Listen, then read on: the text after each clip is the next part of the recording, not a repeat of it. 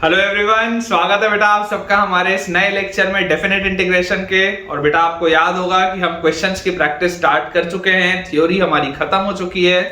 तो ऐसा हो सकता है कि आज का लेक्चर लास्ट हो, और इन केस अगर आज का लेक्चर लास्ट नहीं हुआ तो मैक्सिमम एक लेक्चर और आएगा डेफिनेट इंटीग्रेशन का, जिसमें कि हम सवालों की प्रैक्टिस करेंगे और उसके बाद एओडी अपन स्टार्ट करेंगे।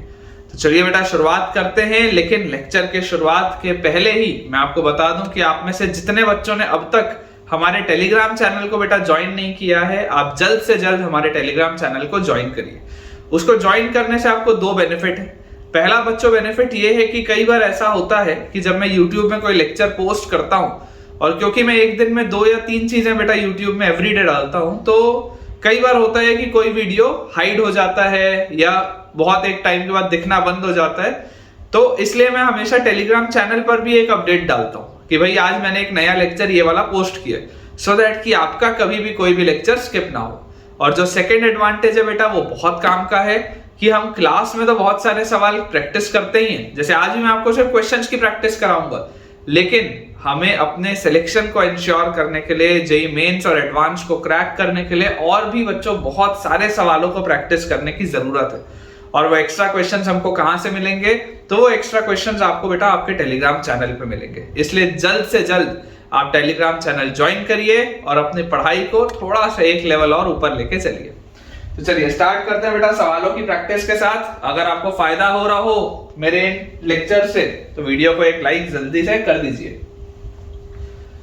क्वेश्चन अपने पास बच्चों लिखा हुआ है।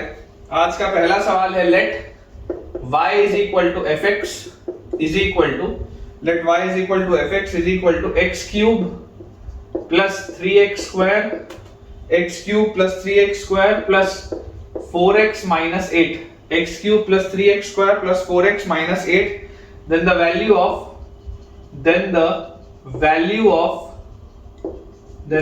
of integral -1 से 2 fx dx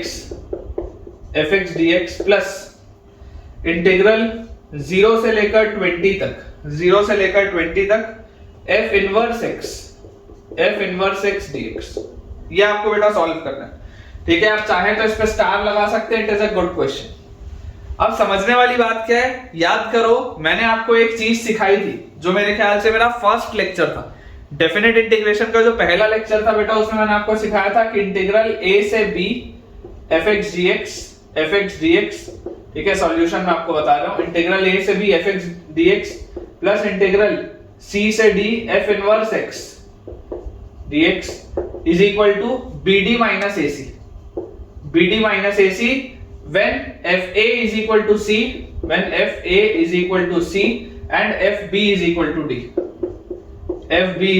d। ये बेटा होता है, ये मैंने आपको पढ़ाया है कि अगर फंक्शन की वैल्यू a पर c के बराबर हो, फंक्शन की वैल्यू b पर d के बराबर हो, और यहाँ fx लिखा है, यहाँ f इनवर्स x लिखा है, तो इसका आंसर होता है bd माइनस ac। ये b d से मल्टीप्लाई होता है, ac से मल्टीप्लाई होता है। तो यार मुझे इसमें सबसे पहले देखो समझने की जरूरत क्या है कि fx दिख रहा है, f इनवर्स x दिख रहा है, यहां तक तो बात सही। अच्छा, इसके बाद -1 अगर मान लो मैं रखूं x की जगह -1, क्योंकि आप प्रैक्टिकली बच्चों सोचिए इस फंक्शन को आप इनवर्स नहीं निकाल सकते, इस फंक्शन का आप इनवर्स नहीं निकाल सकते क्योंकि ये क्यूबिक लिखा हुआ है। आप कैसे इनवर्स निकालोगे? x को y के टर्म्स में आप कैसे लिखोगे बेटा? पॉसिबल नहीं है इनवर्स इसका निकालना। तो आपको ये वाला डायरेक्टली अप्रोच सोचना पड़ेगा। मैं आपको बोलता हूं कि आप f -1 की वैल्यू बताओ, फंक्शन की वैल्यू -1 पर कितनी आ रही है। तो -1 पर अगर आप वैल्यू बच्चों देखेंगे तो आपके पास क्या आ जाएगा, -1 का क्यूब इज -1, फिर -1 का स्क्वायर इज 1 प्लस 1 इंटू 3, फिर -4 और -8। तो फंक्शन की वैल्यू -1 पे आपके पास कितनी आ जा रही है?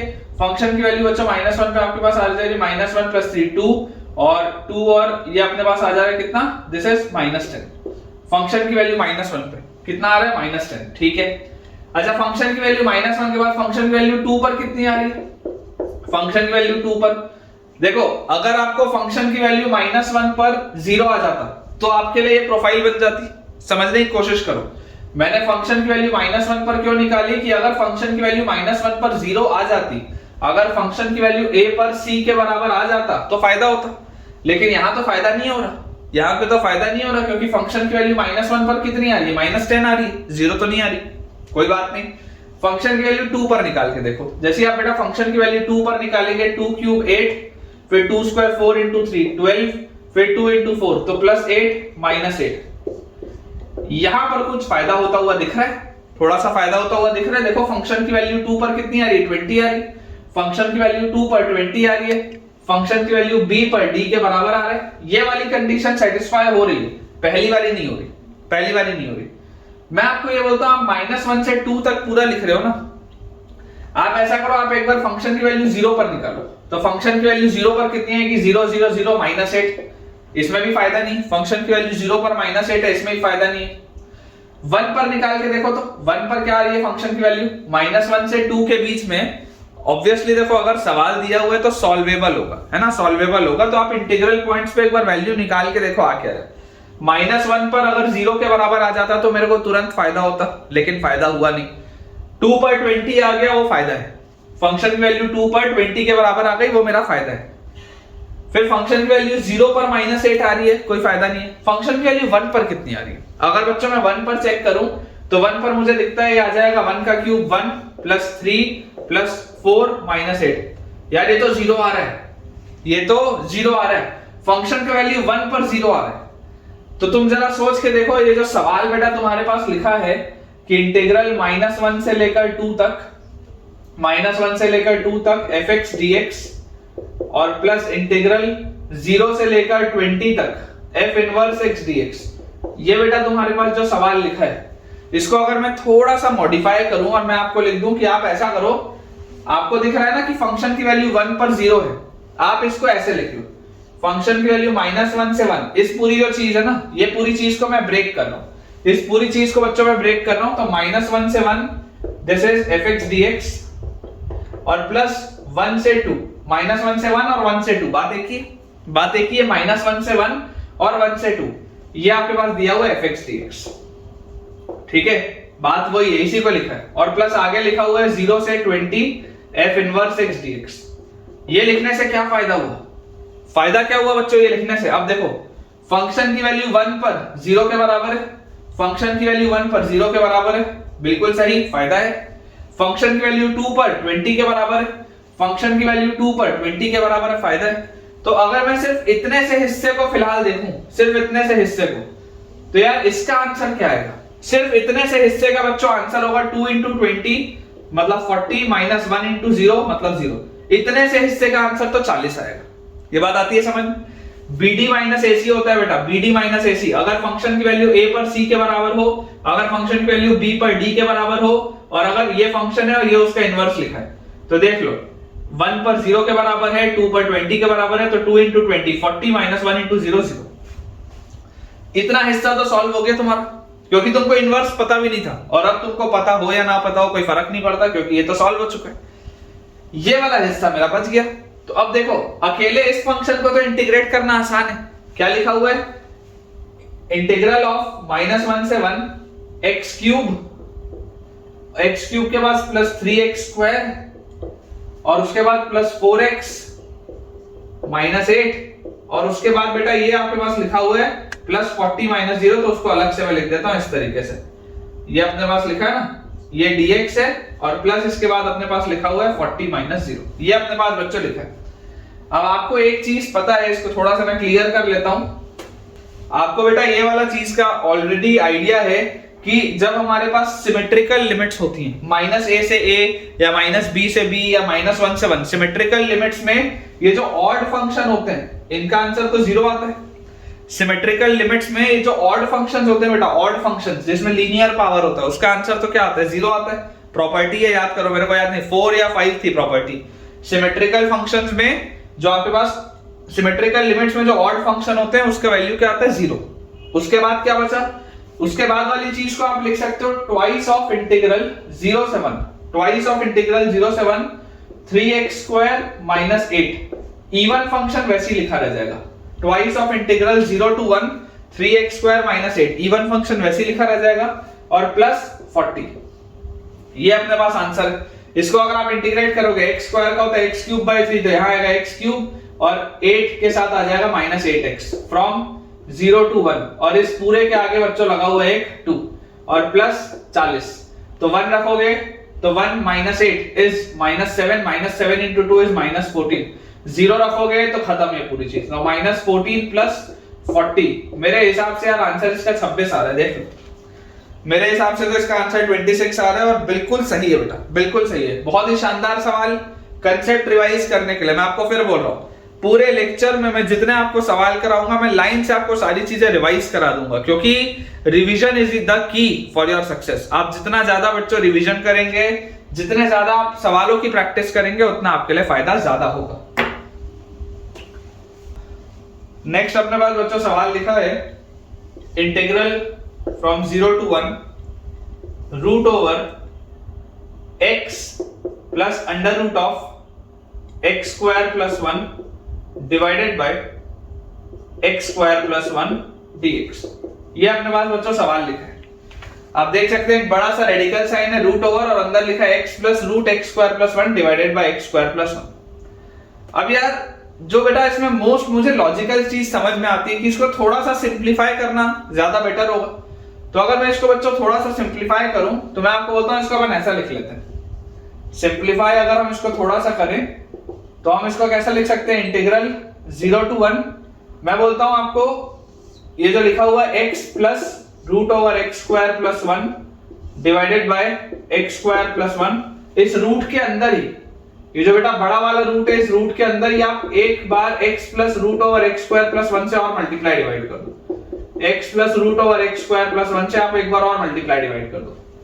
क्या फायदा होगा इससे, अब आपके पास ऊपर ये 2 बार लिखा हुआ है तो एक बार बाहर आ जाएगा, ठीक है ना, उसका स्क्वायर लिखा हुआ है तो एक बार बाहर आ जाएगा, तो न्यूमरेटर बन गया x plus root over x square plus 1 और डिनोमिनेटर में बच्चों हमारे पास आ जाएगा root over x square plus 1 into root over x plus root over x square plus 1। ये आ जाएगा अपने पास, देख लो आप ध्यान से, आपके पास x plus root over x square plus 1 का होल स्क्वायर लिखा हुआ है तो वो एक बार बाहर आ गया और अब ये root of x square plus 1 यहां बच गया और root of x plus root of x square plus 1, ये चीज अपने पास आ गई।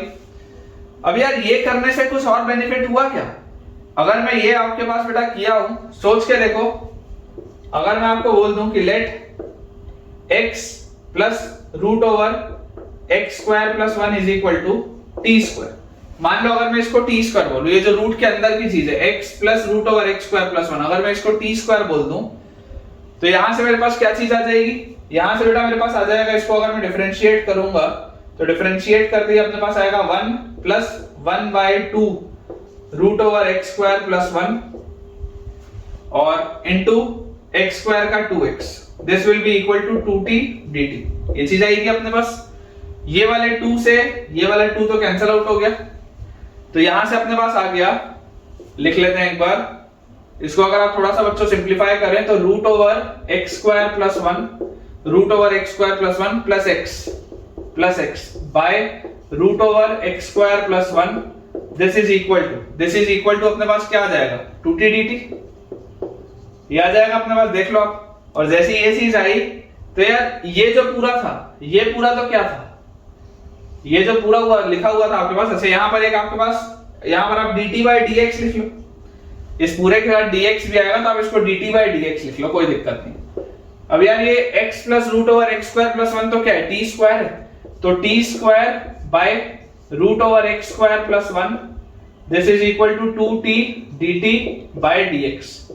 ये t से एक ये t कटा तो हमारे पास आ गया dx by root over x square plus 1 dx by root over x square plus 1, इसकी वैल्यू क्या आ गई, 2 dt बाय t।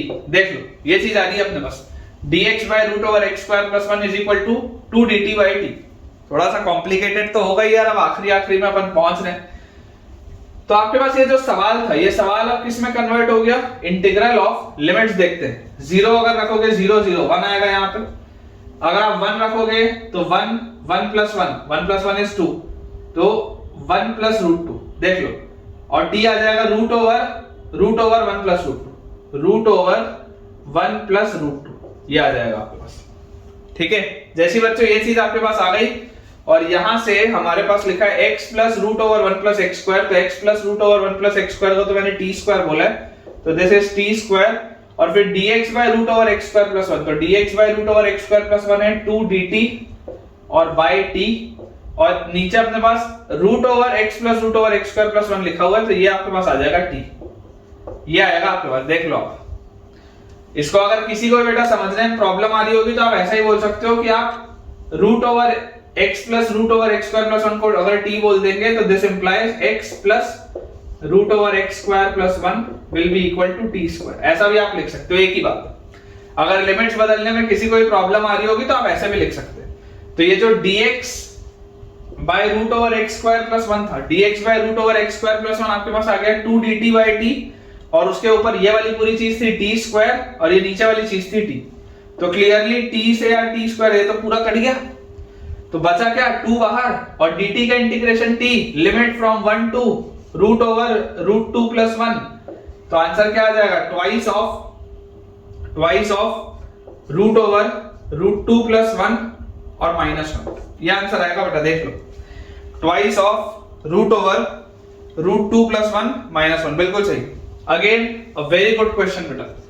बच्चे घबराते हैं ऐसे इंटीग्रल्स देख के, जिसमें इतना भयानक तरीके से रेडिकल साइन दिया हो, उसमें बच्चे बेटा देख के घबराते हैं।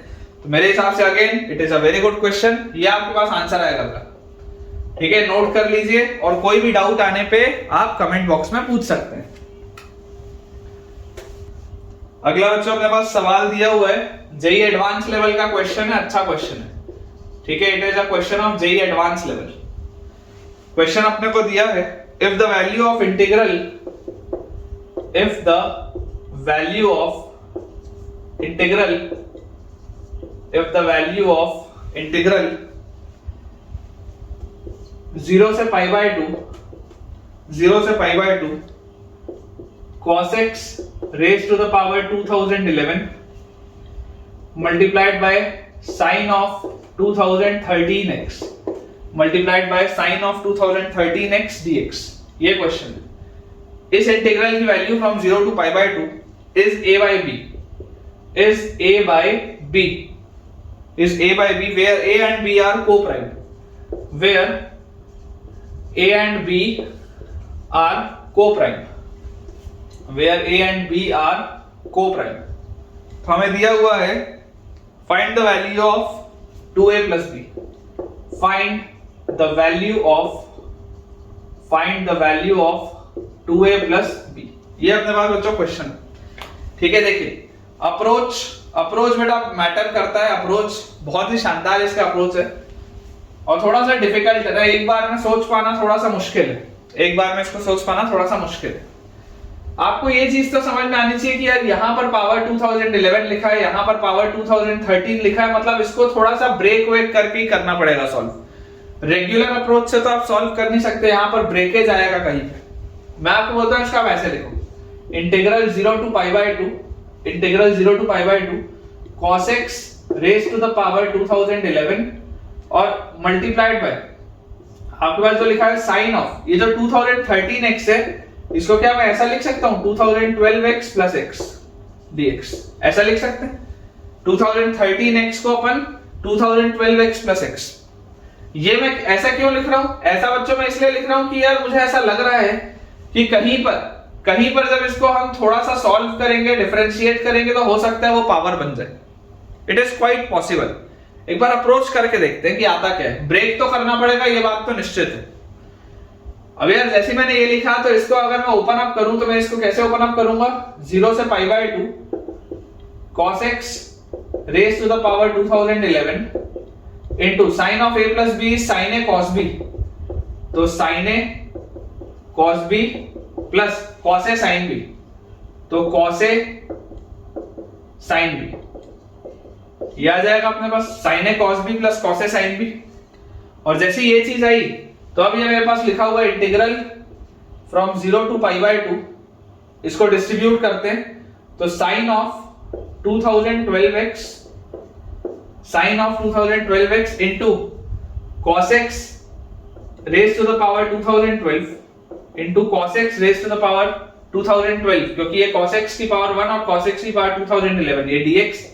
और फिर इंटीग्रल अगर मैं ब्रेक करूं तो इंटीग्रल 0 टू पाई बाय 2 अब cos x की पावर 2011 जब इससे मल्टीप्लाई होगा तो आपके पास आ जाएगा cos of 2012x into sine x into cos x raise to the power 2011 dx।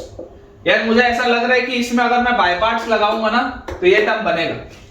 देख के फीलिंग आ रही है, क्योंकि आप देखो इसमें आप इसको जब डिफरेंशिएट करोगे, ये जो cos x की पावर 2012 लिखा है, इस cos x की पावर 2012 को बेटा जब आप डिफरेंशिएट करोगे तो 2012 घूम के यहां आएगा, फिर cos x की पावर 2011 बनेगा जो यहां लिखा हुआ है, और फिर cos x का डिफरेंशिएशन होता है माइनस sin x जो यहां लिखा हुआ है। देख के लग रहा है बन जाएगा। इसको ऐसे ही रहने दो, इसको आप ऐसे ही रहने दो, इसमें आप बाय पार्ट्स लगाओ, इसमें आप बाय पार्ट्स लगाओ। और बाय पार्ट्स लगाने के लिए भी आपको बच्चों जो फर्स्ट और सेकंड फंक्शन मानना है, तो सेकंड फंक्शन हमेशा उसे माना जाता है जिसको इंटीग्रेट करना सरल होता है। तो this will be your second function and this will be your first function. तो आपके पास जैसे ही आप बाय पार्ट्स लगाएंगे, बाय पार्ट्स लगाते ही आ जाएगा first function which is cos x raise to the power 2012 first function into integral of second function, first function which is cos x raise to the power 2012 into integral of second. तो integral of second में आ जाएगा sin का minus cos 2012x और divided by 2012। x के coefficient से divide भी करना पड़ेगा, और लिमिट्स हमारे पास है 0 से π/2। तो first function into integral of first function into integral of second function minus complete integral of limits डाल देते हैं 0 से π/2, derivative of first function. Derivative of first function मतलब 2012 into cos x raise to the power 2011, और cos x का होता है minus sin x। तो minus complete integral of derivative of first function into integral of second. तो integral of second, तो ये जो sin ऑफ 2012 इसका इंटीग्रल करेंगे तो क्या आएगा, माइनस cos, यहां पे आपके पास आ जाएगा माइनस cos 2012x, ठीक है, और डिवाइड किससे हो जाएगा बच्चों, 2012 से, इंटीग्रल ऑफ सेकंड फंक्शन, यही आएगा आपके पास। और उसके आगे बेटा ये वाला बॉक्स तो लिखा ही है, उसके आगे आपके पास ये वाला बॉक्स तो लिखा ही है। अब ध्यान से देखिए, ये 2012 इस 2012 से कटा, ये माइनस साइन और ये माइनस साइन बैलेंस हो गया, और क्या बची हुई चीज सेम है क्या, ये प्लस के साथ है, ये माइनस के साथ है, 0 से π/2, 0 से π/2, cos 2012x, cos 2012x, sin x, cos x की पावर 2011, cos x की पावर 2011। यार ये दोनों तो सेम लिखा है, सेम लिखा है मतलब क्या, ये दोनों कट जाएगा, ये वाला पूरा चीज और ये वाली पूरी चीज, देखो ये प्लस के साथ है, ये माइनस के साथ है, सब कट जाएगा। ये कुल मिला के बचा क्या, सिर्फ ये बचा, और लिमिट तुम्हारे पास डली हुई है।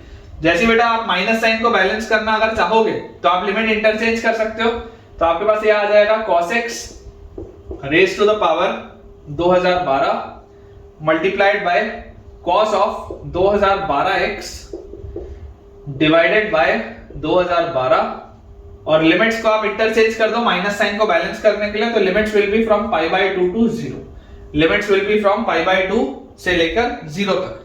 तो जैसे ही बच्चों आप यहां पर 0 डालेंगे, cos 01 this will be 1/2012 minus π/2 जैसे डालेंगे cos π/2 0 होता है तो 0।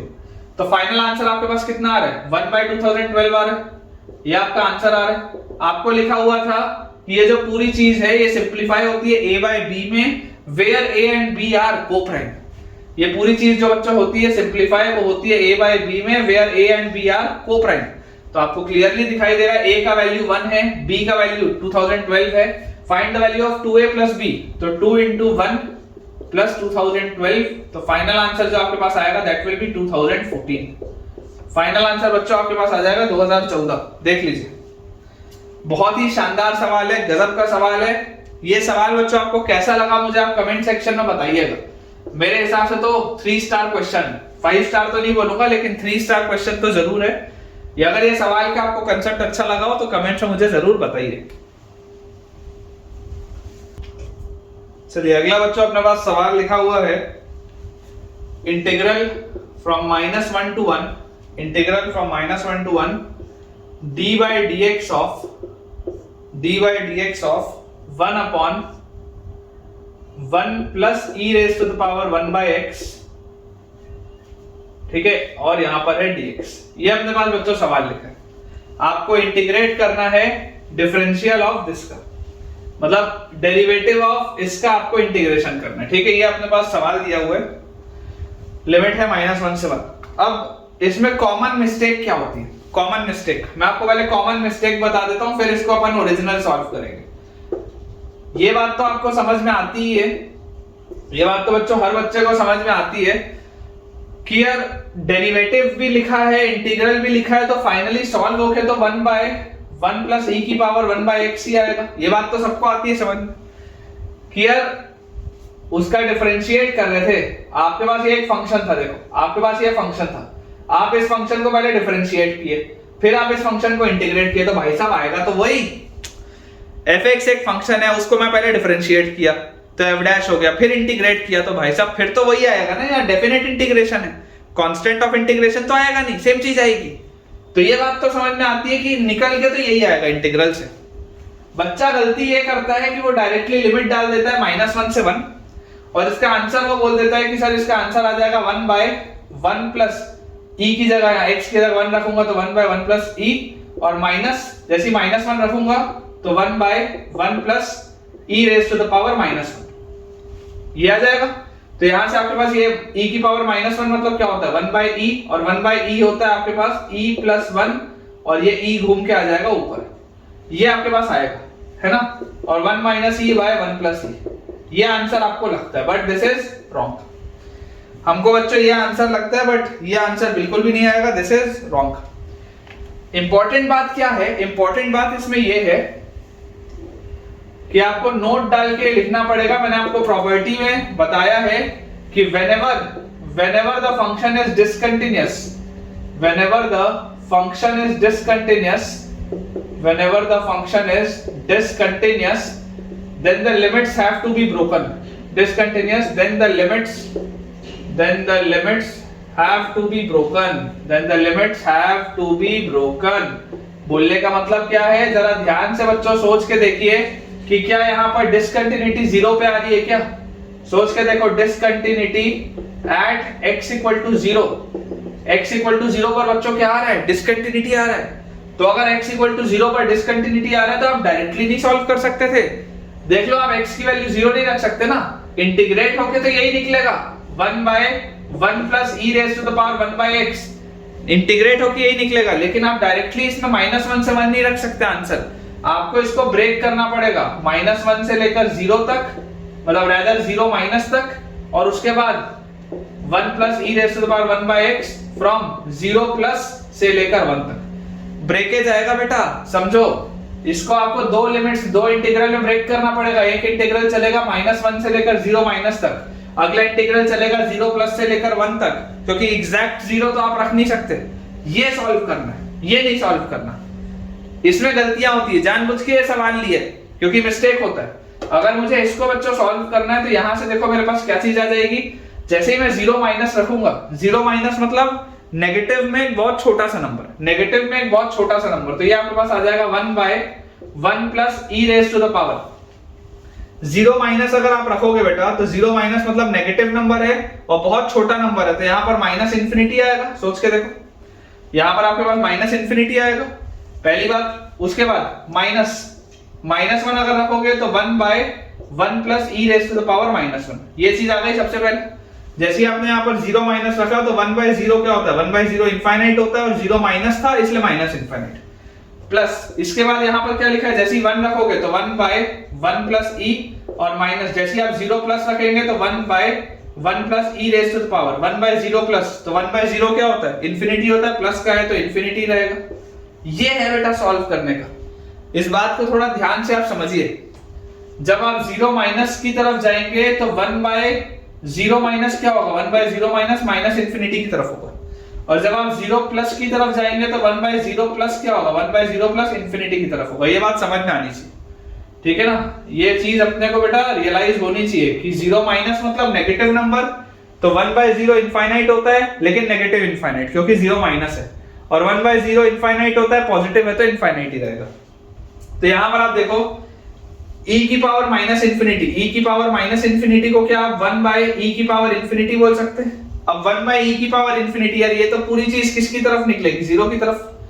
नीचे इनफाइनाइट टर्म है, ये पूरा क्या हो जाएगा? 0 की तरफ। तो ये तो आ गया सॉल्व होके 1। फिर यहां पर आप क्या लिखेंगे, माइनस ये 1 बाई ई, इधर ई ऊपर, तो ई बाय ई प्लस 1 ये आ गया अपने पास, फिर प्लस 1 बाय 1 प्लस ई ये आ गया, और फिर e की पावर इंफिनिटी, मतलब ये नीचे इनफाइनाइट है, ये पूरी चीज जीरो हो जाएगी। e की पावर इंफिनिटी मतलब ये पूरा इनफाइनाइट है, इनफाइनाइट में 1 ऐड करोगे तो इनफाइनाइट ही रहेगा, 1 बाय इनफाइनाइट जीरो होता है। तो हमारे पास फाइनली जो एलसीएम आएगा बेटा that will B e plus 1, ये 1 मल्टीप्लाई हो जाएगा e प्लस 1 से, और फिर माइनस e और प्लस 1, तो फाइनल आंसर क्या आ रहा है, 2 बाय e प्लस 1, ये आएगा बेटा फाइनल आंसर, क्योंकि e और माइनस e कटेगा, 2 by e plus 1 will be the answer. आपको जनरली आंसर ये लगता है, अगर 4 ऑप्शंस होंगे तो 4 ऑप्शन में एक ऑप्शन ये 100% होगा, और 99% बच्चे इसमें गलती करेंगे, लेकिन आप इसमें गलती नहीं करेंगे, क्योंकि आपको ये ध्यान रखना है कि जब भी मैं इंटीग्रेशन करूंगा मुझे देखना पड़ेगा कि जिन लिमिट्स के बीच में बेटा मैं इंटीग्रेशन कर रहा हूं वहां पर कोई डिसकंटिन्यूटी तो नहीं आ रही, और अगर डिसकंटिन्यूटी आएगी तो उसको आप पहले डिसकंटिन्यूटी को रिमूव करेंगे और उसके बाद सॉल्व करेंगे। नेक्स्ट अपने पास बच्चों सवाल लिखा हुआ है, integral from 0 to pi by 2, integral from 0 to pi by 2 root over sine 2 theta, root over sine 2 theta into sine theta d theta, root over sine 2 theta into sine theta d theta, ये अपने पास बेटा देखो question लिखा है। अब simple सा सवाल देख के लग रहा है, और अगर ट्रिग्नोमेट्री का सवाल हो, कुछ भी आपको ना क्लिक हो रहा हो, तो जो मोस्ट लॉजिकल चीज लगती है बेटा वो क्या लगती है, मोस्ट लॉजिकल चीज लगती है, एक बार किंग लगा के देख लो, कुछ ना समझ में आए तो किंग प्रॉपर्टी तो काम आती है। जैसे ही बेटा मैं इसमें किंग लगाऊंगा, इफ दिस इज i, तो i की वैल्यू मेरे पास क्या आ जाएगी, इंटीग्रल 0 से पाई बाय 2, और पूरी चीज को आप रिप्लेस करेंगे पाई बाय 2 माइनस थीटा से, तो this will be root over sine of 2 into pi by 2 minus theta, theta की जगह पाई बाय 2 माइनस थीटा, ये आ गया, और sine of pi by 2 minus theta तो कॉस थीटा होता है, और डी थीटा। तो हमारे पास i की वैल्यू आ गई इंटीग्रल 0 टू पाई बाय 2, और यहां से देखो 2 से ये 2 कटेगा, तो आपके पास आ जाएगा पाई माइनस 2 थीटा, और sine of pi minus 2 theta क्या होता है, एक सेकेंड, यहां पर बेटा रूट इतना ही आएगा, ठीक है, ये बाहर था तो ये भी बाहर आएगा, root over sine of pi minus 2 theta, sine of pi minus 2 theta will be again sine 2 theta into cos theta d theta, ठीक है। तो आपके पास अगर ये बेटा फंक्शन इक्वेशन 1 है और अगर ये इक्वेशन 2 है, इन दोनों को अगर मैं ऐड कर दूं तो 2i will be equal to, लग रहा है मुझे कि फायदा हो जाएगा, कैसे फायदा होगा भी बताता हूं, 2i will be equal to integral 0 to pi by 2, इन दोनों को बेटा जैसे आप ऐड करोगे under root of sine 2 theta बाहर निकलेगा कॉमन, और ब्रैकेट के अंदर आपके पास आएगा sign theta plus cos theta d theta, bracket के अंदर हमारे पास क्या आएगा, sign theta plus cos theta d theta, ये चीज अपने पास आ गई। अब यार मैंने आपको क्लास 11th में, अगर आपको नहीं पता हो तो पता कर लीजिएगा, मैंने आपको बेटा क्लास 11th में ये चीज बताई है, 11th की प्लेलिस्ट में दिया है कि साइन 2 थीटा प्लस 1 जो होता है, अगर इसको मैं कभी भी देखूं तो मैं इसको हमेशा sign theta plus cos theta का होल स्क्वायर बोल सकता हूं, और अगर मेरे पास लिखा हो 1 माइनस साइन 2 थीटा, तो इसको मैं कभी भी sign theta minus cos theta का होल स्क्वायर बोल सकता हूं। मैं अपने हिसाब से बेटा ये चीज बोल सकता हूं, मेरे हिसाब से मेरे को जब भी लगेगा मैं ये चीज बोल सकता हूं। मैं आपको यार ये बोलता हूं कि अगर अपने पास साइन 2 थीटा लिखा है और बाहर लिखा हुआ है sign theta plus cos theta d theta, आप जरा सोच के देखो, अगर आप साइन 2 थीटा को बेटा रिप्लेस कर दें, साइन 2 थीटा को अगर आप बच्चों रिप्लेस कर दें इससे 1 minus sine theta minus cos theta का होल स्क्वायर, तो हमारे पास क्या आ जाएगा, मैं आपको बोल रहा हूं आप साइन 2 थीटा को लिख लो, sine 2 theta is equal to 1 minus sine theta minus cos theta का होल स्क्वायर। ये मैं क्यों करने बोल रहा हूं, बस 1 मिनट के अंदर आपको समझ में आएगा ये मैंने क्यों करने बोला। ये बच्चों मैंने इसलिए आपको करने बोला, तो यहां से आपके पास देखो क्या आ गया, 2i is equal to integral 0 से pi by 2 root over sine 2 theta की जगह मैं लिखूंगा 1 minus sine theta minus cos theta का whole square into sine theta plus cos theta d theta, ये आ जाएगा अपने पास। तो आप यहां से देख सकते हैं कि अगर आप sign theta minus cos theta को t बोल दें, अगर बच्चों आप sign theta minus cos theta को t बोल दें, तो आपके पास क्या आ जाएगा, sine theta minus cos theta को अगर आप t बोलेंगे तो इसका डिफरेंशिएशन साइन का कॉस और कॉस का माइनस साइन, तो plus sine d theta is equal to dt। यार ये चीज बन गई, देख लो ये चीज बन गई, sine theta plus cos theta d theta is equal to dt बन गया।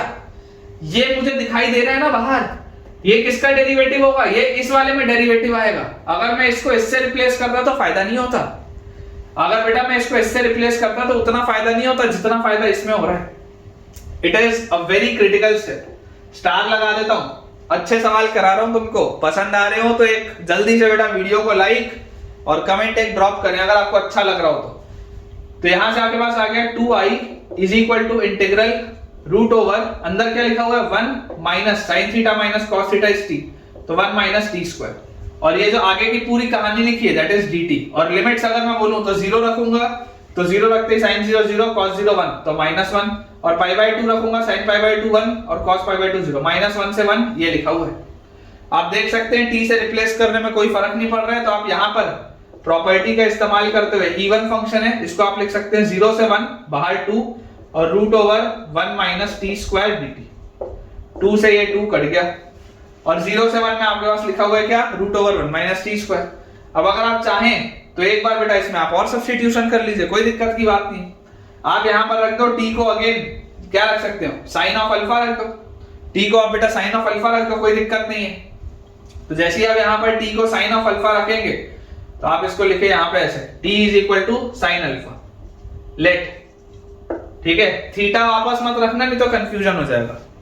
तो जैसे ही आप t को बच्चों साइन अल्फा रखेंगे या साइन x लिख लो, कोई दिक्कत नहीं, x लिख लो, x का यूज कहीं भी नहीं किया ना, x लिख लो, let t is equal to sine x, तो dt क्या हो जाएगा, यहां से आपके पास आ जाएगा i is equal to integral root over 1 minus sine square x, t को आपने क्या रखा है, t को आपने रखा है साइन x, तो 1 माइनस साइन स्क्वायर x, और dt हो जाएगा cos x और dx, ये आ जाएगा अपने पास। और लिमिट्स कहां से कहां आएंगी, 0 रखते ही 0 और 1 रखते ही पाई बाय 2, तो ये आपके पास आ गया i is equal to integral 0 से लेकर पाई बाय 2 तक 1 minus sine square, 1 minus sine square होता है cos स्क्वायर, उसका रूट मॉड cos होता है, इसका रूट में मॉड ऑफ cos x आएगा, लेकिन 0 से पाई बाय 2 है तो आप cos x लिख सकते हैं, तो ये भी cos x और ये भी cos x, ये आपके पास आ गया cos स्क्वायर x dx। और यार इसका तो मैंने आपको डायरेक्टली आंसर याद रखाया हुआ है, 0 से पाई बाय 2 अगर आप इंटीग्रेट करें sin स्क्वायर x आए या cos स्क्वायर x आए, आंसर क्या होता है, पाई बाय 4, आंसर क्या आता है अपने पास, पाई बाय 4। तो फाइनल आंसर बच्चों इसका अपने पास आ जाएगा पाई बाय 4। ठीक है, नोट बेटा करते चलिए, अच्छे सवाल हैं, they are very good questions, बच्चों से ये सवाल अटक जाते हैं। ठीक है, मतलब बहुत शानदार तरीके से सब्स्टिट्यूशन भी यूज हुआ है और किंग प्रॉपर्टी का भी इस्तेमाल इसमें हुआ है। चलिए अगला बच्चों सवाल अपने पास लिखा है, late I1 is equal to integral 0 to 5, let I1 is equal to integral 0 to 5 e raised to the power minus x into sin square pi x plus cos of 2 pi x, sin square pi x plus cos of 2 pi x dx। ये आपके पास दिया हुआ है I1, और I2 बेटा अपने पास दिया हुआ है I2 is equal to integral 0 से 1, I2 is equal to integral 0 से 1 e raised to the power minus x into sin square pi x plus cos of 2 pi x, sin square pi x plus cos of 2 pi x dx, ये दिया हुआ है। अच्छा question है बेटा, इसको आप चाहे तो 3 या 4 स्टार लगा सकते हैं, काफी अच्छा सवाल है। फिर अपने पास लिखा है if I1 by I2 is equal to e raised to the power lambda minus 1 upon e raised to the power mu into e minus 1, if I1 by I2 is equal to e raised to the power lambda minus 1 by e raised to the power mu into e minus 1, where lambda and mu belongs to natural number, where lambda and mu या lambda comma mu लिख लो, where lambda comma mu belongs to natural number, find the value of lambda plus mu। आपको बच्चों lambda plus mu का value बताना है, काफी अच्छा सवाल है। ठीक है, it is a very good question. और पेपर में अगर इस तरीके का सवाल आ जाए तो फिलहाल के लिए तो छोड़ के आगे बढ़ जाना चाहिए, क्योंकि ऐसे सवाल बेटा टाइम बहुत ज्यादा कंज्यूम करते हैं। ऐसे सवालों को हमेशा आखिरी में बनाना चाहिए, जब भी थोड़ा आपको लगे कि यार भयानक सवाल है या एक बार में क्लिक नहीं हो रहा, फिलहाल के लिए छोड़ो, अगला करो, बाद में वापस लौट के अगर समय बचेगा तो आना उस सवाल पे। तो देखो आपके पास बच्चों ये जो चीज लिखी हुई है, हमें एक बात समझ में आता है कि सिर्फ लिमिट्स का अंतर है, यहाँ 0 से 5 है, यहाँ 0 से 1 है, बाकी अंदर की चीज तो सेम लिखी, अंदर की जो चीज है वो तो सेम लिखी हुई है। मैं अगर आपको इसको ऐसा बोलूं कि आप I1 को ऐसे ब्रेक कर सकते हो कि I1 is equal to integral 0 से 1 e की power minus x into sine square पाई एक्स प्लस कॉस 2 पाई एक्स dx। 0 से 5 है ना, सबसे पहले मैंने 0 से 1 में चेंज किया, फिर 1 से 2 दोबारा अगर वही चीज लिखें e की पावर माइनस एक्स इंटू, जो करना चाह रहा हूं आपको दिखाता हूं, e की power minus x into sine square pi x plus cos of 2 pi x, ये अपने पास आ गया dx, प्लस इंटीग्रल 1 से 2 के बाद 2 से 3 दोबारा वही चीज, ठीक है, दोबारा वही चीज। तो सबसे पहले अपने को एक बात समझ में आती है कि यार ये पूरा क्या लिखा हुआ है, ये पूरा I2 लिखा हुआ है क्या, देखो ध्यान से आप, e की power minus x sign square pi x plus cos of 2 pi x from 0 to 1, यार ये तो I2 लिखा हुआ है, ये बात तो क्लियर है, I2 लिखा हुआ है। मैं बोलता हूं इसको चलो थोड़ा सा सिंप्लीफाई करने की कोशिश करते हैं। याद करो जैक प्रॉपर्टी, जैक प्रॉपर्टी मैंने आपको सिखाया था कि लिमिट्स चेंज कैसे करते हैं। जैक प्रॉपर्टी बच्चों मैंने आपको सिखाया था लिमिट्स चेंज कैसे करते हैं। आपको बेटा अगर इसकी लिमिट बदलनी है तो अगर आप इसको ऐसा बोल दें कि यार let x is equal to 1 plus y, lower limit 1 है ना, मान लो आप बोल दो let x is equal to 1 plus y, तो दिस इंप्लाइज dx क्या हो जाएगा dy, dx will be dy। Limit क्या आ जाएगी आपके पास, 1 रखोगे तो y 0 आएगा, 2 रखोगे तो y 1 आएगा, तो 0 से 1, फिर e raise to the power minus x मतलब minus 1 plus y, e raise to the power minus x, x की जगह 1 प्लस वाई, और फिर साइन स्क्वायर पाई x की जगह 1 plus y, sine square pi x की जगह बच्चों आ जाएगा आपके पास 1 प्लस वाई, और प्लस कॉस 2 पाई x की जगह आ जाएगा अपने पास again 1 plus y, 1 plus y, और dx की जगह dy, ये चीज आ जाएगी अपने पास। तो यार साइन स्क्वायर मैं अब नीचे नहीं लिख रहा हूं बेटा, मैं यहीं पर लिख रहा हूं, ठीक है, आप इसी को मैं चेंज करूंगा। ये पाई इंटू 1 प्लस वाई क्या होगा, पाई इंटू 1 प्लस वाई आपके पास आ जाएगा पाई प्लस पाई वाई, ये आ जाएगा पाई प्लस पाई वाई, ठीक है। और अगर ये चीज अपने पास आ रही है पाई प्लस पाई वाई, तो साइन ऑफ 180 प्लस थीटा क्या होता है, साइन ऑफ 180 प्लस थीटा होता है minus sine theta, sine of 180 plus theta होता है माइनस साइन थीटा, लेकिन क्योंकि ऊपर स्क्वायर लगा हुआ है तो बैलेंस हो जाएगा minus sine. Sine of 180 plus theta होता है बच्चों माइनस साइन थीटा, लेकिन क्योंकि ऊपर स्क्वायर लगा हुआ है इसलिए बैलेंस हो जाएगा। तो sine square pi plus pi y भले लिखा है, लेकिन इफेक्टिवली सॉल्व होके ये क्या आएगा, sign square pi why he आएगा, सॉल्व होके यही आएगा क्योंकि ऊपर स्क्वायर लिखा है। वैसे ही देखो cos of 2 pi plus 2 pi y, ये जो अंदर लिखा हुआ बेटा this is cos of 2 pi plus 2 pi y, तो cos of 2 pi plus theta तो क्या होता है, cos थीटा होता है। तो ये जो ये अंदर यहां पर भी जो बेटा पूरी चीज लिखी है ये सॉल्व होके क्या आएगा, cos of 2 pi y, solve होके आपके पास यही आएगा।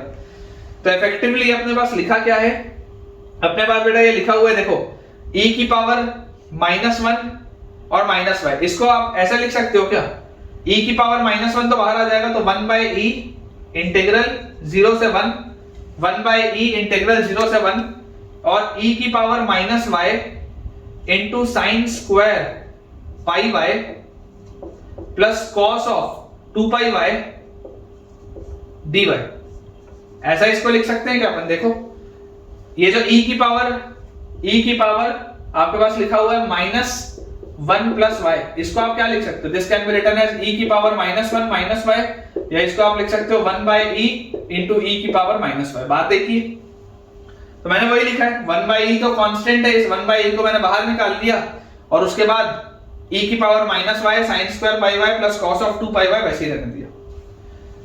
तो आपके पास बेटा देखो जो चीज आई है लिखी हुई, ये अगला बेटा आपके पास ये जो सेकंड वाली चीज थी, ये जो सेकंड वाली बेटा आपके पास चीज थी, 1 से 2 वाला इंटीग्रल ये किस में कन्वर्ट हो गया 1 बाय ई, और ये जो अंदर अब लिखा हुआ है, अंदर बेटा अब जो लिखा हुआ है देखो ये i2 ही लिखा है क्या, ये x के साथ लिखा था, ये y के साथ लिखा है। और तुमने तो प्रॉपर्टी 1 में पढ़ा हुआ है कि चाहे x हो चाहे y हो चाहे t हो फर्क नहीं पड़ता अगर सेम लिखा हो तो। देख लो सेम चीज लिखी, पूरी सेम चीज लिखी है, मतलब इस पूरे को आप क्या 1 बाय ई इंटू i2 बोल सकते हो क्या, इस पूरे को 1 बाय ई इंटू i2 बोल सकते हो। मैं तुमको एक बस और करके दिखाता हूं, ठीक है, एक बस मैं और करके दिखाता हूं, उसके बाद आगे का वैसे ही होगा।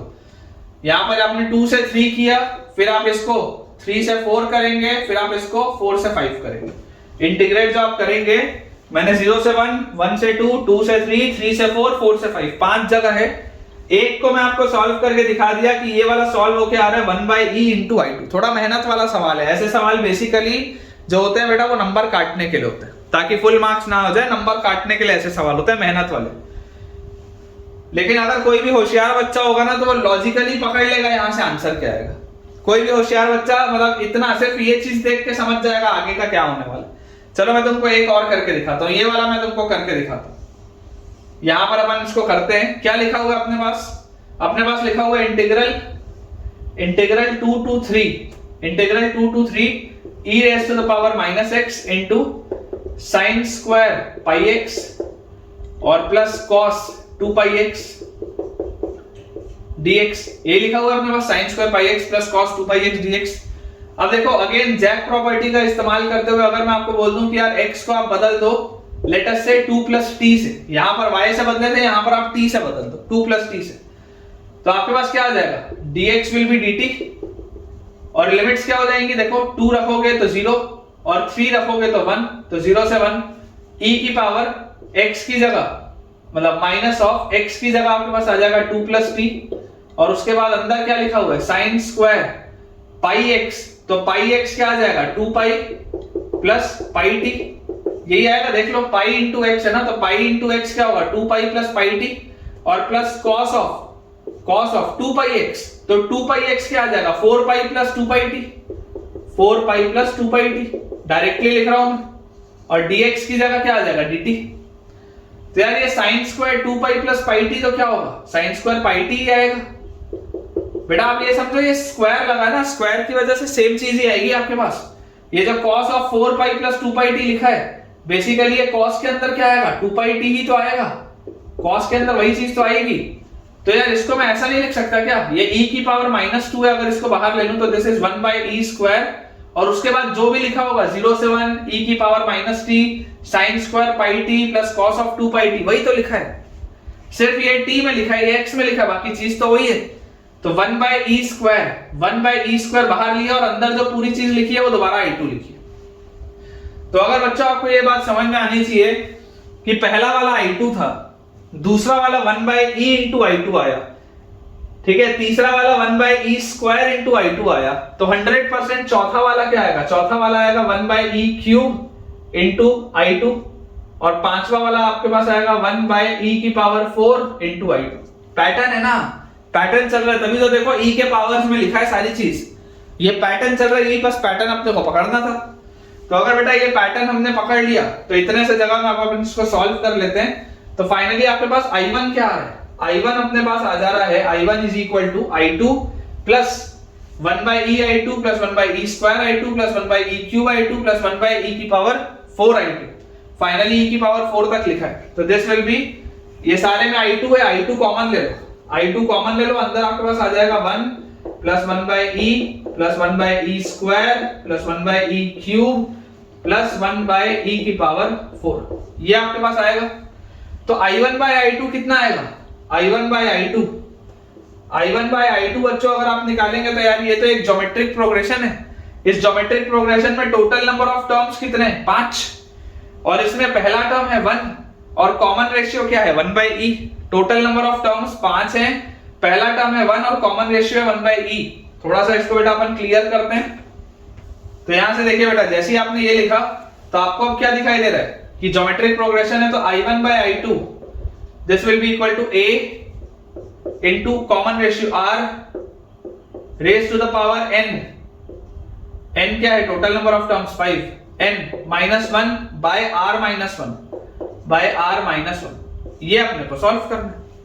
तो यार ये क्या लिखा हुआ है, ये तो अपने पास बच्चों लिखा हुआ है 1 माइनस ई की पावर 5 बाय ई की power 5 divided by 1 minus e by e. ये ई से ये पावर 5 कटेगा तो पावर 4 बचेगा, तो आपके पास आ गया 1 माइनस ई की power 5 divided by 4 into divided by e की पावर 4 इंटू 1 माइनस ई।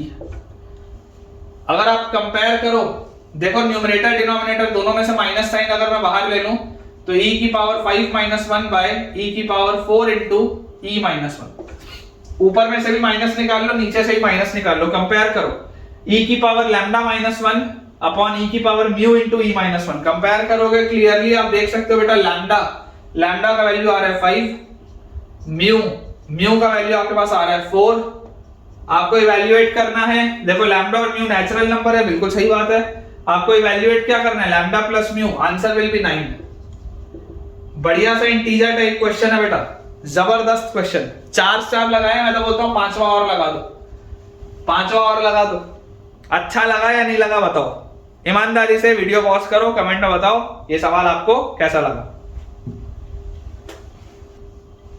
अगला अपने पास बच्चों क्वेश्चन लिखा हुआ है कि fx फंक्शन है, fx फंक्शन को मैं आपके लिए डिफाइन कर दे रहा हूं कि this is x mod x, this is x mod x when x is less than equal to -1। उसके बाद ये अपने पास बच्चों दिया हुआ है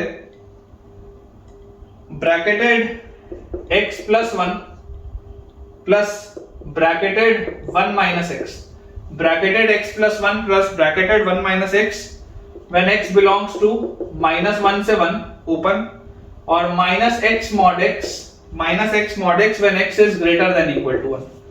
ठीक है, यहां पर आप लिख लो when x is less than equal to -1 when x is greater than equal to 1, और इस तरीके से अपने पास दिया है। बोला जा रहा है फाइंड इंटीग्रल ऑफ -2 से 2 fx dx। अब बच्चों ये जो पूरा का पूरा फंक्शन है वो डिसकंटिन्यूअस फंक्शन है, मतलब डिसकंटिन्यूअस तो नहीं लेकिन ब्रांचेस वाला फंक्शन है। तो अगर अलग अलग बेटा ब्रांचेस इसकी हैं तो आपको इसमें क्या करना पड़ेगा, सबसे पहले फंक्शन को डिफाइन करना पड़ेगा।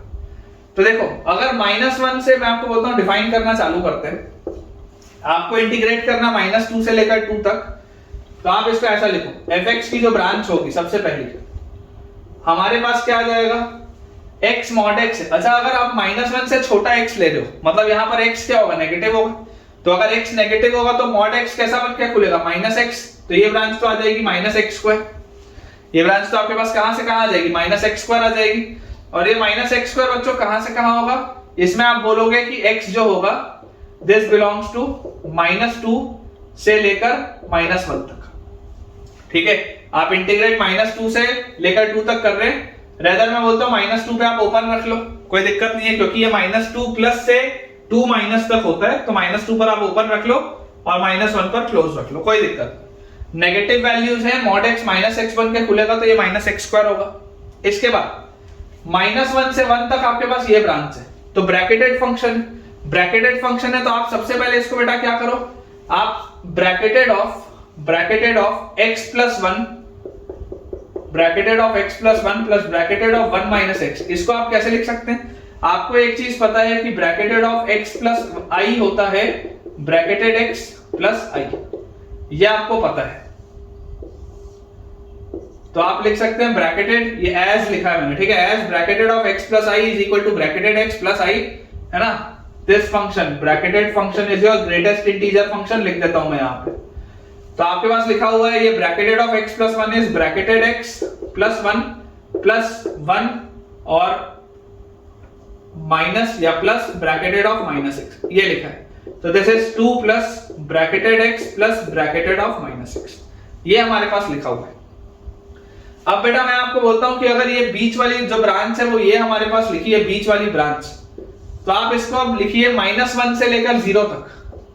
जब x का मूवमेंट बेटा -1 से लेकर 0 तक चलेगा, -1 तक तो आपने लिख लिया, -1 से 0, तो -1 से 0 में इसका ब्रैकेटेड फंक्शन क्या आएगा, -1 से 0 में इसका ब्रैकेटेड आपके पास आ जाएगा -1, ठीक है, दिस विल बी -1 और माइनस एक्स अगर होगा तो वो 0 से 1 चलेगा, अगर वो 0 से 1 चलेगा तो उसका ब्रैकेटेड होगा 0, तो 2 माइनस 1 यार ये तो 1 आएगा, यहां पर 1 आएगा, -1 से 0 में ये पूरी चीज क्या आएगी 1।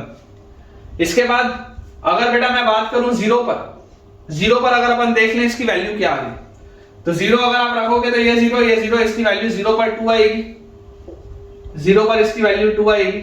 और उसके बाद 0 के आगे 0 से लेकर 1 तक, तो 0 से लेकर अगर बेटा आप 1 तक की बात करें तो आपको पता है 0 से 1 में ब्रैकेटेड क्या हो जाएगा, 0 से 1 में ब्रैकेटेड आपके पास आ जाएगा 0। तो अगर ये चीज हमारे पास 0 आ जाएगी तो दिस इज 2, दिस इज 0, और 0 से 1 है तो -x क्या हो जाएगा, -1 से 0, तो -1 से 0 का ब्रैकेटेड क्या आ जाएगा -1, तो यहाँ आपके पास आ जा रहा है 1, ठीक है। और उसके बाद क्या आ जा रहा है 1 से बड़ा, तो mod x तो पॉजिटिव होगा, तो ये x बन के खुलेगा, तो ये दिस विल बी -x², ठीक है, दिस विल बी -x², क्योंकि -x पहले से बाहर है, तो -x² for x greater than equal to 1, मतलब कि 1 से लेकर 2 तक इंटीग्रेट आपने 2 तक करना ना, ये आपके पास ब्रांचेस। अब मैं आपको इसमें बेटा एक चीज सिखाना चाहता हूं, ठीक है, जनरली ये कोई भी टीचर बताते नहीं है, लेकिन आपको चीज समझ में आनी चाहिए। आपके पास अगर ये एक फंक्शन है और ये फंक्शन बच्चों आपको यहां से लेकर यहां तक इंटीग्रेट करना है, ठीक है, और बीच में यहां पर कहीं पर इसमें डिसकंटिन्यूटी आ गई, मान लो बीच में एक पॉइंट पे इसकी डिसकंटिन्यूटी आ गई, डिसकंटिन्यूअस पे कहीं और डिफाइंड है, तब भी बेटा मैं आपको बोलूंगा कि जो एरिया होगा ना ग्राफ का, एरिया को फर्क नहीं पड़ेगा। मतलब अगर आप डेफिनेट इंटीग्रल निकालोगे ना, तो डेफिनेट इंटीग्रल टेक्निकली अगर आप निकालेंगे तो यहां तक जाएंगे और उसके बाद यहां से यहां तक जाएंगे, ये तो सिर्फ एक पॉइंट पे आपकी डिसकंटिन्यूटी आ रही है ना। मान लो अगर ये A है, ये B है और ये C पर आपके पास डिसकंटिन्यूटी आ रही है, तो आप इंटीग्रेट कैसे करते हैं, आप इंटीग्रेट करते हैं A से लेकर C माइनस तक और फिर C+ से लेकर B तक। तो मेरा आपको ये बोलना है कि ग्राफ में मतलब ये एरिया में कोई फर्क नहीं पड़ेगा। क्यों नहीं फर्क पड़ेगा, क्योंकि देखो जैसे आप C+ से आपने C वाला पॉइंट हटा दिया, ये आपने C वाला पॉइंट हटा दिया, ओवरऑल C+ पे तो फिर यही ग्राफ है, ओवरऑल C- में तो फिर यही ग्राफ है, तो ओवरऑल जो एरिया होगा वो मोर और लेस सेम होगा। इसलिए अगर बीच में कहीं पर डिसकंटिन्यूटी आ भी गई फर्क नहीं पड़ता, कोई फर्क नहीं पड़ता, एरिया को चेंज बेटा नहीं होगा, ये बहुत इंपॉर्टेंट चीज है। इसलिए आपको बच्चों इस चीज में बिल्कुल भी यहां पर कंफ्यूज नहीं होना है कि सर -1 से 0 तक तो ये 1 चल रहा था, 0 से 1 में भी ये 1 चल रहा है, लेकिन 0 पर तो सर इसकी वैल्यू 2 हो गई, कोई फर्क नहीं पड़ेगा, कोई भी फर्क नहीं पड़ेगा। अगर आपको दिख रहा है 0 पे डिसकंटिन्यूटी है, 0 पे ब्रेक कर दो, ग्राफ को आप 0 पर ब्रेक कर दो, तो आप इसको बच्चों अगर इंटीग्रेट करेंगे तो आप इसको क्या लिखेंगे, -2 से लेकर -1, -2 से लेकर -1 तक ये क्या है -x² dx fx। उसके बाद आप इसको इंटीग्रेट करेंगे फ्रॉम -1 टू 0, तो -1 से 0 में आप इसको 0 माइनस लिख लो, कोई दिक्कत नहीं, -1 से 0 में क्या है 1।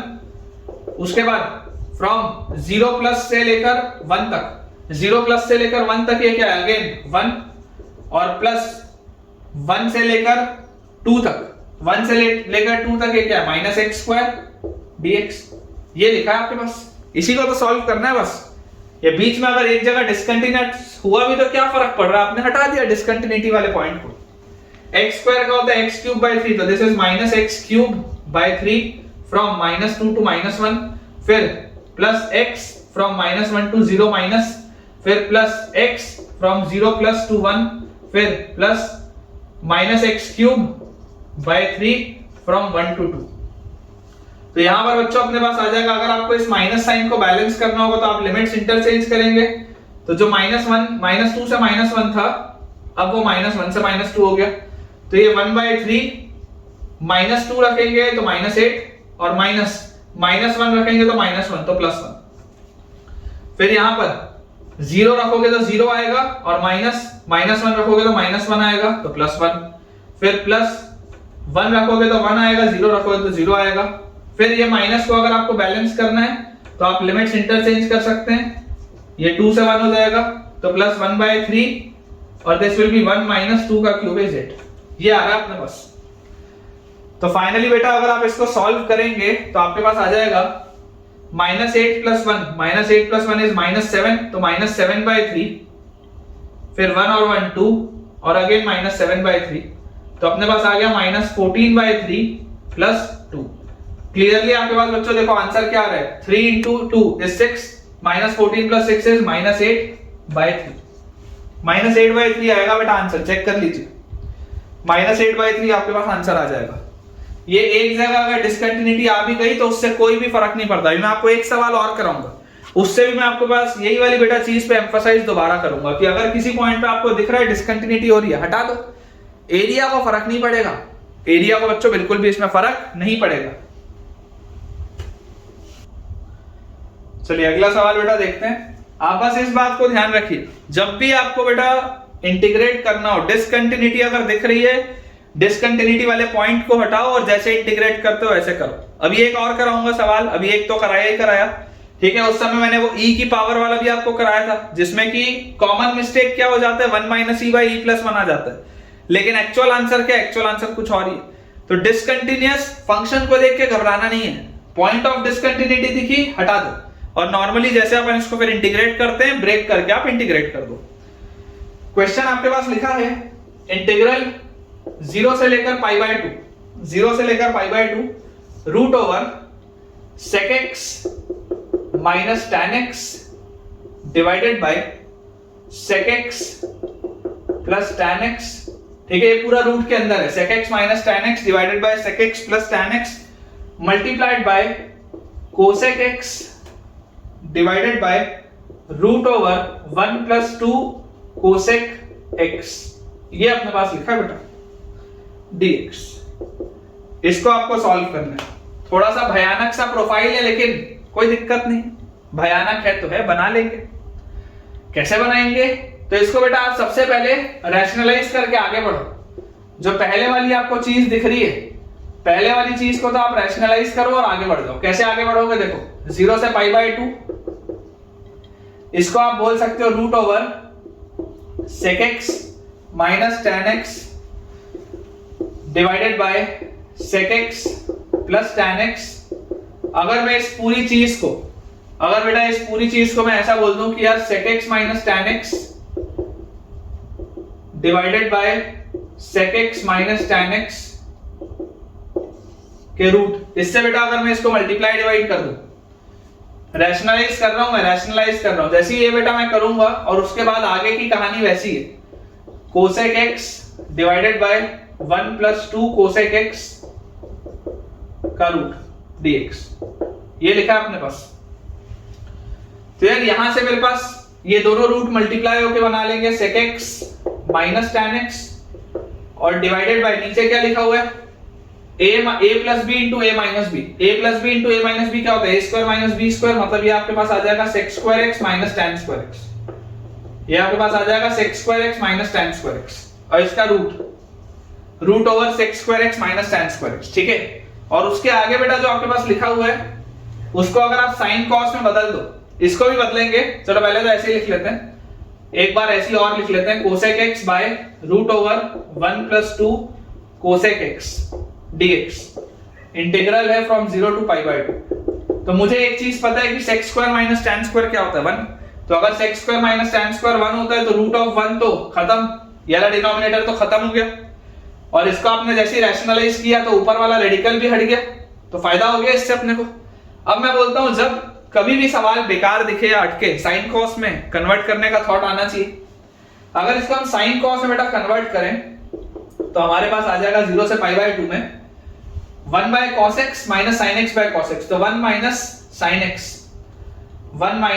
sin x divided bye cos x multiplied bye, यहां पर cosec है तो cosec आ जाएगा 1 sin, और रूट ओवर 1 है ना, ये cosec तो आ गया 1 sin, और रूट ओवर 1 ये क्या लिखा हुआ है, ये लिखा हुआ है 1 + 2 sin x, 2 sin x और dx, ये लिखा है अपने पास, ये चीज लिखी हुई है। तो यार यहां पर अगर मैं इसको एलसीएम लूंगा तो एलसीएम लेते ही मेरे पास आ जाएगा, इसको आप ऐसे लिख सकते हो, देखो थोड़ा सा डायरेक्टली लिख रहा हूं, sin x घूम के ऊपर जाएगा, नीचे आपके पास आ जाएगा यहां पर बेटा sin x + 2, ये आ जाएगा आपके पास। तो यार अगर बेटा ये चीज मेरे पास आ गई तो अब यहां से अपन इसमें क्या कर सकते हैं, इंटीग्रल 0 से लेकर π/2, इंटीग्रल 0 से लेकर π/2 और ये अपने पास लिखा हुआ है 1 माइनस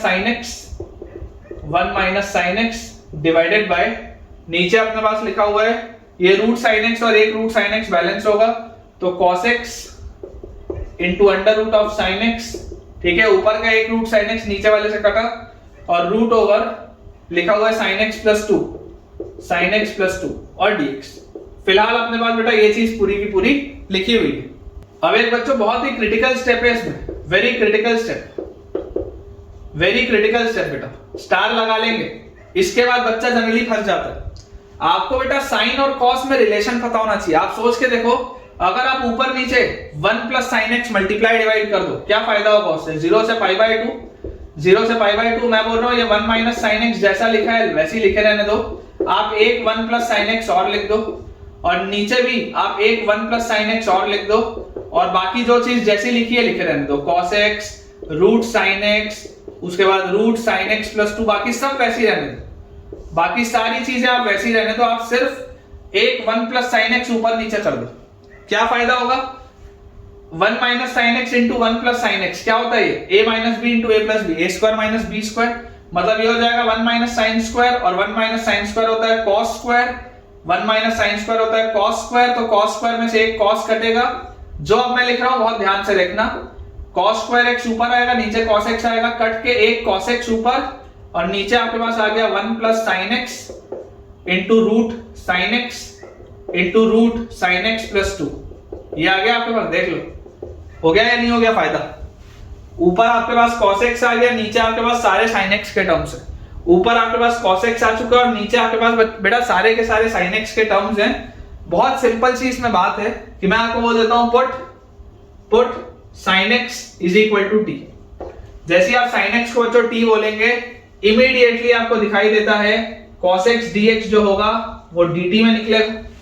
sin x को जैसे ही आप t बोलेंगे, cos x dx बेटा तुरंत dt में निकलेगा, तो आपके पास आ जाएगा इंटीग्रल 0 से लेकर pi by 2 cos x dx dt। Limit बदलेंगे, लिमिट क्या आ जाएंगी? 0 रखने पर 0, पाई बाय 2 रखने पर 1, 0 से 1 dt बाय ये क्या आ गया 1 प्लस टी और इंटू रूट ओवर, ये दोनों को मल्टीप्लाई कर देते हैं, ये sin x अंदर जाएगा तो sin स्क्वायर x मतलब t square plus 2t, t square plus 2t, ये चीज आएगी आपके पास dt by 1 plus t into t square plus 2t। और जैसी बच्चों ये अपने पास चीज आ गई, इसको तो यार सॉल्व करना बहुत आसान सी बात है, ये तो मैंने आपको सिखाया है। यहां से आप क्या बोल सकते हैं? Put 1 plus t is equal to y. थोड़ा रिपीटेटिव सब्स्टिट्यूशन है लेकिन बेटा अच्छा सवाल है। जैसे आप इसमें है ना, इसमें आप गुड क्वेश्चन लिख सकते हो बेटा, it is a good question, star लगा लीजिए, अच्छा सवाल है। तो जैसे आप 1 प्लस टी को y बोलेंगे, immediately dt will be dy, तो हमारे पास क्या आ जाएगा?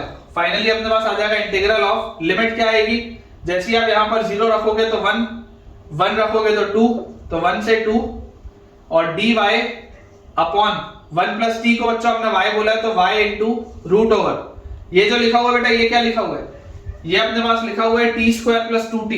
देखो ध्यान से, ये लिखा हुआ है टी स्क्वायर प्लस 2t, तो इस पूरे को आप क्या t प्लस 1 का होल स्क्वायर मतलब t square plus 2t plus 1 minus 1 ऐसा लिख सकते हो क्या? t स्क्वायर प्लस 2t को मैं क्या t प्लस 1 का होल स्क्वायर माइनस 1 ऐसा लिख सकता हूं? तो बिल्कुल लिख सकते हैं। तो ये जो आपके पास देखो t प्लस 1 क्या था? t प्लस 1 को आपने y बोला है, तो रूट के अंदर आपके पास आ जाएगा y स्क्वायर माइनस 1। यार ये तो देखी हुई प्रोफाइल है, dy by root over dy by y into root over y square minus 1। यार ये तो सेक इनवर्स लिखा है, this is sec inverse y from 1 to 2, ठीक है। ये अपने पास क्या आ गया? This is sec inverse y from 1 to 2, तो आपके पास ये आ जाएगा आंसर बेटा sec inverse 2 minus sec inverse 2 minus sec inverse 1। तो सेक इनवर्स 2 कितना होता है बेटा? सेक इनवर्स 2 मतलब आप ऐसे सोचो कि सेक इनवर्स अगर 2 है मतलब cos इनवर्स की वैल्यू कितनी होगी? हाफ, और अगर cos इनवर्स की वैल्यू हाफ होती है तो cos हाफ कब होता है? पाई बाय 3 पर, तो यहां आ गया पाई बाय 3।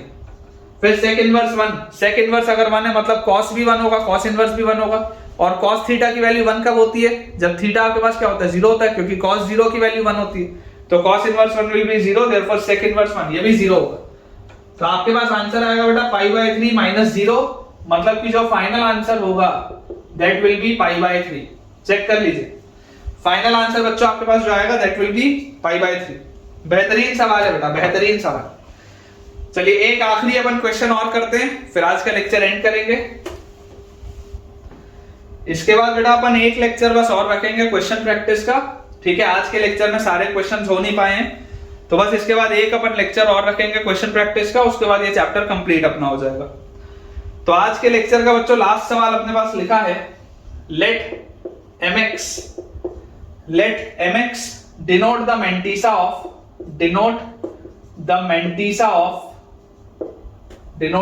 mantissa आधे बच्चों को बेटा ये पता नहीं होगा कि मेंटिसा क्या होता है। Denote the mantissa of logarithm of 2 raised to the power sin x to the base 2। Mantissa of logarithm of 2 raised to the power sin x to the base 2। compute I is equal to integral 0 से लेकर 1.5 पाई, 0 से लेकर 1.5 पाई mx dx, ठीक है। Again star आप लगा सकते हैं, स्टार इसलिए नहीं क्योंकि डिफिकल्ट क्वेश्चन है, सवाल तो आसान है, लेकिन बच्चे को पता नहीं होता मेंटिसा क्या है। तो अगर आपको मेंटिसा का मतलब नहीं पता, कैरेक्टरिस्टिक और मेंटिसा, तो लोगैरिथम देखिए 11th मैंने पढ़ाया है, 11th की प्लेलिस्ट में आपको मिल जाएगा। हमें ये बात पता होनी चाहिए कि लॉगरिथम ऑफ एनी नंबर जो होता है उसमें एक इंटीग्रल पार्ट होता है और एक फ्रैक्शनल पार्ट होता है। इंटीग्रल पार्ट को हम कैरेक्टरिस्टिक बोलते हैं, ठीक है, कैरेक्टरिस्टिक, और फ्रैक्शनल पार्ट को बच्चों हम बोलते हैं मेंटिसा। तो आप ये बोल सकते हैं कि फ्रैक्शनल पार्ट जो मेंटिसा होता है दैट इज आल्सो योर, ये जो फ्रैक्शनल पार्ट फंक्शन होता है ना, फ्रैक्शनल पार्ट फंक्शन, ये बेसिकली वही है, this is your fractional part function. Mantissa मतलब क्या होता है, फ्रैक्शनल पार्ट फंक्शन, ठीक है। लोगैरिथम में बेटा पढ़ाया है, तब मैंने ये फ्रैक्शनल पार्ट फंक्शन आपको बोला नहीं था क्योंकि उस समय अपन ने ग्रेटेस्ट इंटीजर फंक्शन और फ्रैक्शनल फंक्शन नहीं पढ़ा था। लेकिन जो कैरेक्टरिस्टिक होता है ये बेसिकली आपका ग्रेटेस्ट इंटीजर फंक्शन होता है, और मेंटिसा जो होता है वो फ्रैक्शनल फंक्शन होता है। ये बात अपने को पता होनी चाहिए। तो ये लिखा क्या हुआ है, लिखा हुआ है mantissa of the logarithm of 2 raised to the power sin x to the base 2, मतलब कि logarithm of 2 raised to the power sin x to the base 2। तो यार ये क्या होगा, 2 raised to the power sin x to the base 2, यार ये तो sin x लिखा हुआ है, ये तो sin x लिखा हुआ है, क्योंकि sin x घूम के आगे आ जाएगा, log 2 base 1 हो जाएगा। मतलब कि mx क्या है, mx आपको दिया हुआ है, this is the mantissa of sin x, और मेंटिसा ऑफ sin x मतलब fractional part of sin x। What a beautiful language बेटा, लैंग्वेज की ब्यूटी देखो, बच्चा कंफ्यूज हो जाए, ये लिखना चाहता था लेकिन डायरेक्टली ये ना लिख के उसने आपका लॉगरिथम चेक कर दिया। एग्जामिनर जो था वो चाहता तो डायरेक्टली लिख सकता था कि mx क्या है, mx is fractional part of sin x, लेकिन fractional part of sin x ना लिख के उसने मेंटिसा लॉगरिथम का कांसेप्ट डाल दिया। अब अगर आपको ये ना पता हो तो ये आप लिख ही नहीं सकते, ठीक है। तो mx जो आएगा that will B fractional part of sin x, ये बात अपने को पता होनी चाहिए। तो आपको कंप्यूट करने ये बोला जा रहा है, तो आप mx को और क्या लिख सकते हैं, फ्रैक्शनल पार्ट फंक्शन को आप लिख सकते हैं x minus bracketed x। Fractional part of x क्या होता है, x माइनस ब्रैकेटेड x, तो fractional part of sin x क्या आ जाएगा, sin x minus bracketed of sin x। इसी को इंटीग्रेट करना है, आसान सा सवाल है। इंटीग्रल 0 से लेकर 1.5 पाई, 1.5 पाई मतलब 3π/2, 1.5 पाई मतलब 3π/2, और mx की जगह आप लिखेंगे sin x minus bracketed of sin x, sin x minus bracketed of sin x dx, ये आ जाएगा अपने पास। अब देखिए अगेन बेटा इसमें भी बच्चों को कंफ्यूजन होता है, इसमें भी बच्चों को कंफ्यूजन होता है। आपको इंटीग्रेट कहां से कहां करना है, 0 से लेकर 3π/2 तक। तो आप इसको ब्रेक कर लो, सबसे पहले i इज इक्वल टू आप लिख लो 0 से लेकर 3π/2, आप लिख लो इसको sin x dx, और माइनस इंटीग्रल 0 से लेकर 3π/2 ब्रैकेटेड sin x dx, आप इसका ऐसा लिख लो। तो यार यहां से आपके पास देखो क्या आ जाएगा, यहां से आपके पास आ जाएगा sin x का इंटीग्रल होता है minus cos x from 0 to 3π/2, और उसके बाद लिखा है माइनस, और उसके बाद जो चीज लिखी है, ये जो बेटा पूरी चीज लिखी है, इसको कैसे ब्रेक करना है अभी मैं आपको ग्राफ से सिखाऊंगा। ये बात तो आती है अपने को समझ में कि sin x का इंटीग्रल होता है minus cos x from 0 to 3π/2, फिर माइनस साइन के बाद ये जो पूरी चीज लिखी है इसको ब्रेक कभी करके अपन लिखेंगे। सबसे पहले आप साइन का ग्राफ देखो। साइन का ग्राफ कैसा होता है? ऐसा होता है साइन का ग्राफ। क्लियरली हमको ये बात पता है कि ये पॉइंट पाई बाय 2 है, ये 0 है, ये आपके पास आएगा पाई और ये आपके पास बच्चों आएगा 3 पाई बाय 2। मेरा इंटरेस्ट सिर्फ यहीं तक है, इसके आगे की दुनिया में मेरा कोई इंटरेस्ट नहीं है। मुझे सिर्फ और सिर्फ 0 से लेकर 3 पाई बाय 2 तक देखना है। आप बच्चों मुझे एक बात बताओ कि क्या इसको मैं ऐसा बोल सकता हूं कि 0 से लेकर पाई बाय 2 तक इसकी वैल्यू क्या हो रही है? 1 हो रही है। 0 से लेकर पाई बाय 2 तक इसकी वैल्यू कितनी है? तो 0 से लेकर पाई बाय 2 तक इसकी वैल्यू है 0 और 1 के बीच में, तो उसका ब्रैकेटेड क्या आएगा? 0 ही आएगा। 0 से अगर आप पाई बाय 2 के बच्चों बीच में मूव करेंगे तो उसका ब्रैकेटेड क्या आएगा? 0 ही आएगा। फिर पाई बाय 2 से अगर पाई के बीच में आप मूव करेंगे, पाई बाय 2 से पाई के बीच में, तो भी उसका ब्रैकेटेड क्या आएगा? 0 ही आएगा। अकेले एक पाई बाय 2 पर ही तो बच्चों इसकी वैल्यू 1 होगी। जब आप इसको बेटा इंटीग्रेट करेंगे 0 से लेकर 3 पाई बाय 2 तक, तो आपको ये बात समझ में आती है कि 0 से लेकर पाई बाय 2 माइनस तक यहां पर इसका ब्रैकेटेड 0 आएगा। उसके बाद आपको समझ में आता है कि पाई बाय 2 प्लस से लेकर पाई बाय 2 पाई तक, पाई बाय 2 प्लस से लेकर पाई तक भी ये 0 ही आएगा। तो मेरा बेटा आपको सिर्फ ये बोलना है कि अगर अकेले आपके पास सिर्फ यही एक पॉइंट है, तो एक पॉइंट का तो एरिया कुछ नहीं होता ना। अकेले पाई बाय 2 पर ही तो उसकी वैल्यू क्या हो रही है? 1 हो रही है। सिर्फ और सिर्फ पाई बाय 2 पर तो उसकी वैल्यू 1 होगी, बाकी तो उसका ब्रैकेटेड हर जगह क्या होगा? बाकी तो उसका ब्रैकेटेड हर जगह ही 0 होगा। तो क्या हम ये बोल सकते हैं क्या कि यार ब्रैकेटेड साइन एक्स जो है वो डिसकंटिन्यूअस हो रहा होगा कहां पर? पाई बाय 2 पर। 0 से लेकर पाई बाय 2 माइनस तक, 0 से लेकर पाई बाय 2 माइनस तक इसका ब्रैकेटेड 0 है। पाई बाय 2 प्लस से लेकर पाई तक भी इसका ब्रैकेटेड 0 है। But at x is equal to pi by 2 there is discontinuity of bracketed sin x, not sin x। इस बात को समझिए, sin x कंटिन्यूअस है पाई बाय 2 पे, sin x is continuous, but bracketed sin x तो discontinuous हो गया ना। तो अगर ब्रैकेटेड sin x डिसकंटिन्यूअस हो गया तो क्या है, डिसकंटिन्यूटी हटाने के लिए मैं इस तरीके से इसको ब्रेक कर सकता हूं क्या? x equal to pi by 2 पर बच्चों sin x कंटिन्यूअस है, sin x इज कंटिन्यूअस, लेकिन ब्रैकेटेड sin x जो होगा, ब्रैकेटेड sin x 0 से पाई बाय 2 में 0 है, पाई बाय 2 से लेकर पाई तक में भी 0 है, अकेले पाई बाय 2 पर ही तो उसकी वैल्यू 1 हो रही है। डिसकंटिन्यूटी हटा दो।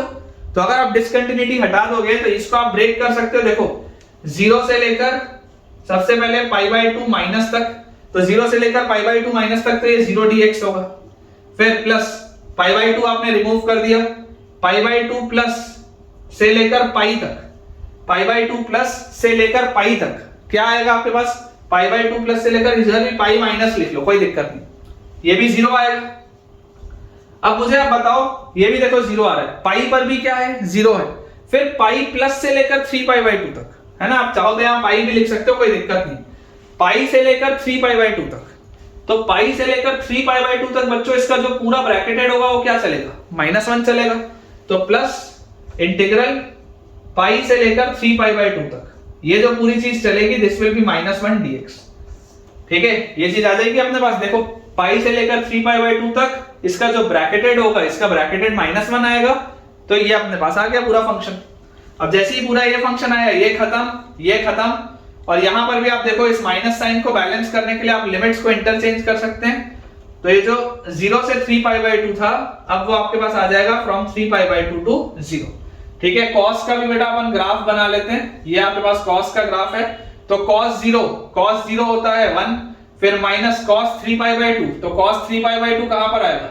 cos 3 pi by 2 will be 0, तो ये हो गया 1 माइनस 0, और फिर माइनस आगे क्या लिखा है? ये खत्म, -1 इंटू dx का इंटीग्रल क्या होता है? x, तो ये आपके पास आ जाएगा 3 पाई by 2 minus pi, this will B 3 pi by 2 minus pi. ये है बेटा अपने पास, ये माइनस और ये माइनस बैलेंस हो जाएगा। फाइनल आंसर जो मेरे पास आएगा 1, और 3 पाई by 2 minus pi is pi by 2, 1 plus pi by 2 आ रहा है बेटा आंसर, देख लो।